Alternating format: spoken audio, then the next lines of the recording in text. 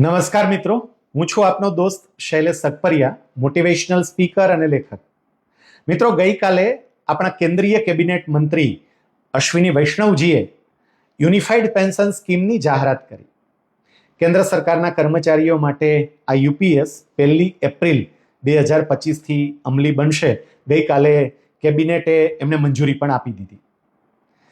આ યુપીએસ હાલ પૂરતું કેન્દ્ર સરકારના કર્મચારીઓ માટે જ અમલમાં મુકાશે, પણ રાજ્ય સરકાર જો ઈચ્છે તો પોતાના કર્મચારીઓ માટે પોતાના રાજ્યમાં એને અમલમાં મૂકી શકશે.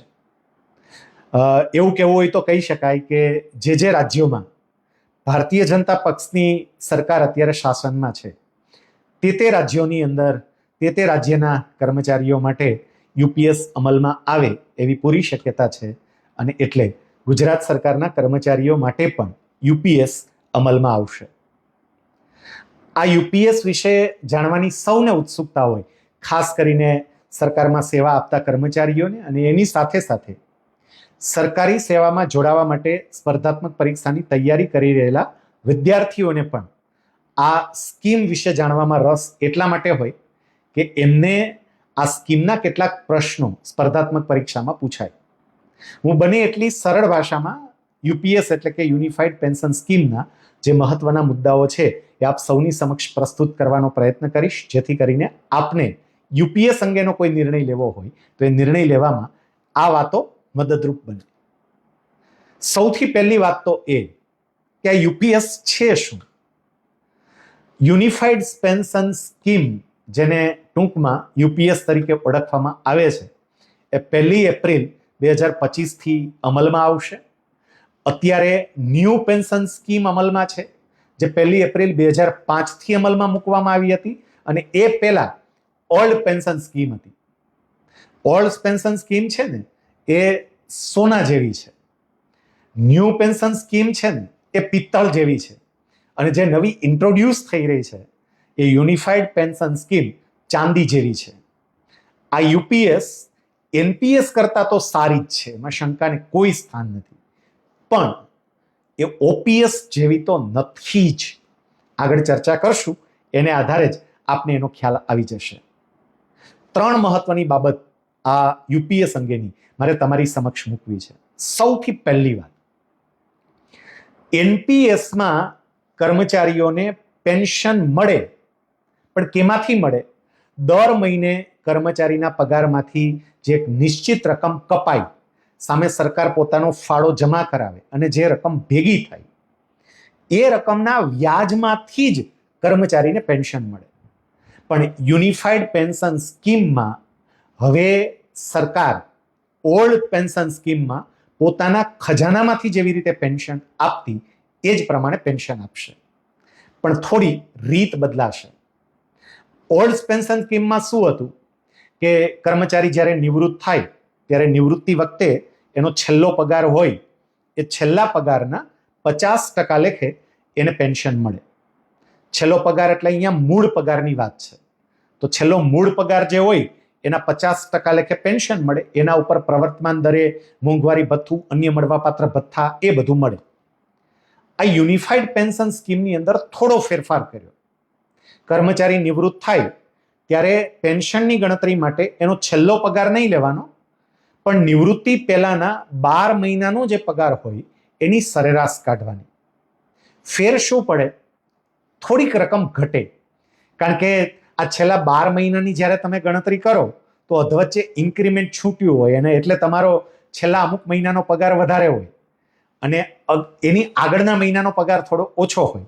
તો જ્યારે તમે સરેરાશ કાઢો તો છેલ્લા મહિનાનો જે પગાર આવે એના કરતાં 12 મહિનાની જે સરેરાશ આવે ને એ થોડી ઓછી હોય. એટલે સ્વાભાવિક છે કે ઓલ્ડ પેન્શન સ્કીમમાં જે પેન્શન નક્કી થતું હતું એના કરતાં આ યુનિફાઈડ પેન્શન સ્કીમમાં થોડુંક ઓછું પેન્શન નક્કી થશે. પણ એના કરતાં પણ અતિ મહત્વની બાબત છે જે કદાચ આપણને જોવાની ચૂકાઈ જાય, અને એ બાબત છે કે પૂરેપૂરું પેન્શન તમને તો જ મળવા પાત્ર થાય જો તમારી નોકરી નિવૃત્તિ સમયે 25 વર્ષ કે તેથી વધારે હોય. જો નિવૃત્તિ સમયે તમારી નોકરી 25 વર્ષ કે તેથી વધારે હોય તો તમને તમારા મૂળ પગારના 50% લેખે પેન્શન મળે. પણ જો તમારી નોકરી નિવૃત્તિ વખતે 25 વર્ષ કરતા ઓછી હોય તો એવા સંજોગોમાં તમે જેટલા વર્ષની નોકરી કરી હોય ને એ વર્ષોને આધારે તમને પેન્શન મળે. કેવી રીતે? હું તમને એક ઉદાહરણ આપું. માની લો કે મારે નિવૃત્તિ વખતે 50,000 રૂપિયાનો મૂળ પગાર છે, તો મારું પેન્શન કેટલું નક્કી થાય સામાન્ય સંજોગોમાં? તો કે મૂળ પગાર 50% હોય એટલે 50,000 હોય તો એના 50% લેખે મને 25,000 રૂપિયા પેન્શન મળે. પણ એ 25,000 ક્યારે મળે? જો મારી નોકરી 25 વર્ષ કે તેથી વધારે હોય તો જ, નહીતર 25,000 ના મળે, નહીતર રકમ ઘટી જાય. માની લો કે 25 વર્ષ કરતા ઓછી નોકરી હોય તો કેવી રીતે ગણતરી થાય? હું ઉદાહરણ આપું કે મારી નોકરી 20 વર્ષની છે તો કેવી રીતે ગણતરી થશે? તો કે હું જ્યારે નિવૃત્ત થાઉં છું એ વખતે મારા 12 મહિનાના પગારની સરેરાશ કાઢવાની અને એ સરેરાશ જોવાની, એના 50% કરવાના, એ 50% લેખે જે રકમ થાય ને એ મને ક્યારે મળત પેન્શન તરીકે? હવે તમે સમજી શકો છો.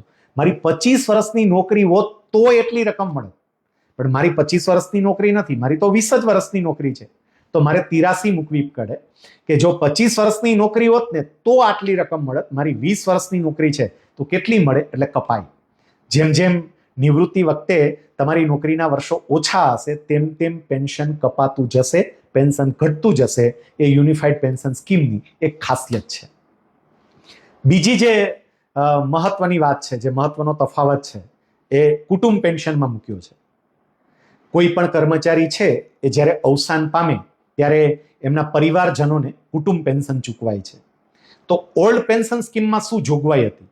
જે જૂની પેન્શન સ્કીમ હતી એમાં જોગવાઈ એવી હતી કે ચાલુ નોકરી દરમિયાન કોઈ કર્મચારીનું અવસાન થાય તો એમને જે મળવાપાત્ર પેન્શન હોય ને કર્મચારીને, એ પેન્શન જેટલી જ રકમ એના પરિવારના સભ્યોને કુટુંબ પેન્શન તરીકે ચૂકવાય. કર્મચારીને જેટલું પેન્શન મળે એટલી જ રકમ એના પરિવારજનોને કુટુંબ પેન્શન તરીકે ચૂકવાય અને એ 10 વર્ષ સુધી એટલી ચૂકવાય. 10 વર્ષ પછી એ રકમમાં ઘટાડો કરવામાં આવે અને પેન્શનના 60% જેટલી રકમ ચૂકવવાનું શરૂ થાય.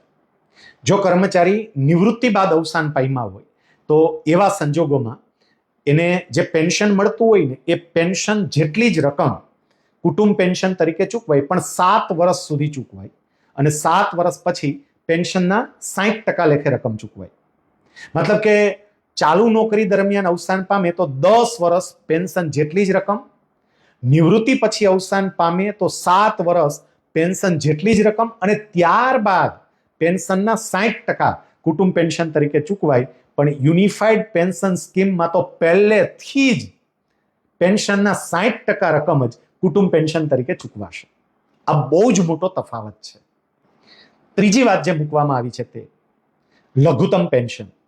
કર્મચારીઓને એક સ્યોરિટી આપવામાં આવી છે. એક બહુ સારી બાબત છે આ, અને સરકારે એવું કહ્યું છે કે કોઈ પણ સંજોગોમાં લઘુત્તમ પેન્શન અમે 10,000 કરતા ઓછું નહીં આપીએ. 10,000 ઓછામાં ઓછું પેન્શન આપવાની સરકારે વાત કરી છે. એટલે 10,000 મૂળ પેન્શન થયું, એના ઉપર મોંઘવારી ભથ્થું વગેરે આવે. હમણાં જ મેં તમને વાત કરી કે માની લો કે કોઈ કર્મચારી છે, કર્મચારીને મૂળ પેન્શન કદાચ 15,000 રૂપિયા મળતું હતું અને એ કર્મચારીનું અવસાન થયું. એ કર્મચારીનું અવસાન થયું તો કર્મચારીના પરિવારજનોને યુનિફાઈડ પેન્શન સ્કીમ પ્રમાણે આપણે ગણીએ તો તમારે પેન્શનના 60% પેન્શન આપવાનું. એટલે 15,000 પેન્શન મળતું હતું, એના 60% ગણો તો 15 છક 90, 9,000 એમને પેન્શન મળવા પાત્ર થાય. પણ સરકાર એવું કહે છે કે અમે 9,000 નહીં આપીએ, ઓછામાં ઓછા અમે 10,000 તો આપીશું જ. એ એક વાત ખૂબ સરસ કરી છે. 10,000ના ઓછામાં ઓછા પેન્શનની સ્યોરિટી આપી છે, પણ એના માટે એક શરત પણ મૂકી છે કે નોકરી ઓછામાં ઓછી 10 વર્ષની થયેલી હોવી જોઈએ. નિવૃત્ત થાય એ વખતે એમની 10 વર્ષની નોકરી હોય તો જ આ પેન્શન મળવાપાત્ર થશે, લઘુત્તમ પેન્શન. નહીંતર લઘુત્તમ પેન્શન મળવાપાત્ર થાય નહીં. જોકે ઓલ્ડ પેન્શન સ્કીમમાં પણ આ જોગવાઈ હતી કે તમારી ઓછામાં ઓછી નોકરી 10 વર્ષની હોય તો જ તમને લઘુત્તમ પેલું પેન્શન મળવાપાત્ર થાય, અન્યથા પેન્શન મળવાપાત્ર ન થાય. કેટલાક મિત્રો એવું પણ માને છે આ બધી વાતો સાંભળીને યુનિફાઈડ પેન્શન સ્કીમ અંગે કે હવે તો છે ને 10 વર્ષ પછી સ્વૈચ્છિક નિવૃત્ત થઈ શકાય, અને 10 વર્ષ પછી સ્વૈચ્છિક નિવૃત્ત થાય તો આપણને દર મહિને 10,000 રૂપિયા પેન્શન મળે. એવું બિલકુલ નથી. કારણ કે આ 10 વર્ષની નોકરી એ તો પેન્શન માટે નક્કી કરવામાં આવી છે કે તમારી 10 વર્ષની નોકરી ઓછામાં ઓછી હોય તો જ તમને પેન્શન મળશે. સ્વૈચ્છિક નિવૃત્તિની વાત નથી. સ્વૈચ્છિક નિવૃત્તિ અંગે તો હજુ સ્પષ્ટતા કરવામાં આવી જ નથી. એટલે એ બાબતમાં સ્પષ્ટ રહેજો કે નિવૃત્તિ સમયે તમારી ઓછામાં ઓછી નોકરી 10 વર્ષની હોય તો જ તમને પેન્શન મળે અને તો જ તમને લઘુત્તમ 10,000નું પેન્શન મળવા પાત્ર થાય. બીજું, ગ્રેચ્યુઇટીની બાબતમાં પણ કેટલાક ફેરફારો થયા છે. પછી ઓલ્ડ પેન્શન સ્કીમમાં નિવૃત્તિ વખતે જે પેન્શનનું મૂડીકૃત રૂપાંતરની કર્મચારીઓને સુવિધા આપવામાં આવતી હતી એ સુવિધા અત્યારે યુનિફાઈડ પેન્શન સ્કીમમાં છે કે કેમ એની કોઈ સ્પષ્ટતા હજુ તો કરવામાં આવી નથી. જેમ જેમ એ અંગેના રૂલ્સ રેગ્યુલેશન્સ બનશે તે પ્રમાણે આપણને વિશેષ ખ્યાલ આવશે. પણ અત્યારે એટલું તો ચોક્કસપણે કહી શકાય કે ન્યૂ પેન્શન સ્કીમ જે અમલમાં છે એના કરતાં આ યુનિફાઈડ પેન્શન સ્કીમ જે આવી છે એ સારી તો છે જ, થોડોક તો બેનિફિટ્સ આપે છે. હા, ઓલ્ડ પેન્શન સ્કીમ જેવી તો નથી જ, પણ ન્યૂ પેન્શન સ્કીમ કરતાં તો સારી છે જ. એટલે જો વિકલ્પ મારે સ્વીકારવાનો થાય તો હું વ્યક્તિગત રીતે, દરેકના આમાં અલગ અલગ ગણતરીઓ હોઈ શકે, પણ વ્યક્તિગત રીતે મારે વિકલ્પ સ્વીકારવાનો થાય તો ન્યૂ પેન્શન સ્કીમને બદલે યુનિફાઈડ પેન્શન સ્કીમનો વિકલ્પ સ્વીકારું, કારણ કે એ મને વધારે લાભદાયી દેખાય છે. હું ફરી કહું, વિશેષ ખબર તો રૂલ્સ રેગ્યુલેશન્સ હજી બહાર પડે પછી જ આપણને ખ્યાલ આવે. કમસે કમ ઘણા વર્ષો પછી સરકારે કર્મચારીઓ માટે એક હિતકારક નિર્ણય લીધો છે. હજુ આપણે ભગવાનને પ્રાર્થના કરીએ કે ન્યૂ પેન્શન સ્કીમમાંથી યુનિફાઈડ પેન્શન સ્કીમ થઈ એ જ રીતે યુનિફાઈડ પેન્શન સ્કીમમાંથી ફરીથી પુનઃ ઓલ્ડ પેન્શન સ્કીમ પણ આવી જાય. આપનો દિવસ મંગલમય રહે. જય હિન્દ, જય સ્વામિનારાયણ.